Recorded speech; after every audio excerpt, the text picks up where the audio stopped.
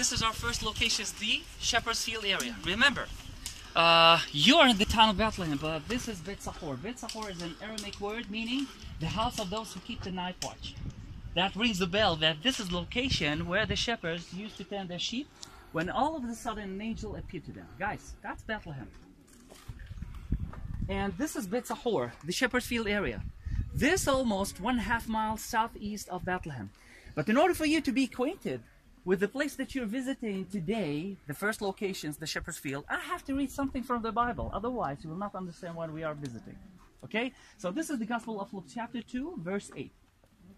And there were shepherds in the same country abiding in the field and keeping watch by night over the flock. When I say Bet Sahor, when I say the Aramaic word, that's the meaning of it. People who watch by night over their flock. That's the meaning of it. But Beit is the house. So this is to be, or was to be, or was their house. Okay? And an angel of the Lord stood by them. And the glory of the Lord shone around them. And they were so afraid. And the angel said unto them, Be not afraid, for behold, I bring you good tidings of great joy, which shall be to all the people. For there is born to you this day in the city of David a Savior, who's Christ the Lord. I just pointed towards the west because that's the Church of Nativity. You see these 3 towers in the distance with the huge crane? That's the location of the birth event of Jesus the Christ. And that's the city of David. You see the name? City of David. Because at the very beginning, this town was called Bethlehem. Bethlehem was the house of the temple of the goddess of fertility. Until the children of Israel arrived in here 3,000 years ago, led by Joshua. So this land was allotted to the tribe of Judah. He was one of the sons of Jacob. Alright? So the name meaning is, in Hebrew and Aramaic, the house of bread. But in Arabic, our mother language, is house of meat. So we see in the flesh and bread, which is the presence, the actual presence of Jesus Christ among men. That's what we read in John. He dwelt among men in flesh. Alright? So the first location is the church, which is called the Church of the Shepherds. The Church of the Shepherds is a modern church built by Antonio Barluzzi, 1955, that's the time.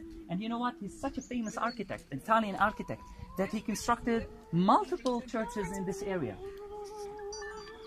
You see what's happened to the people who visit Bethlehem? Yeah, they keep singing and chanting.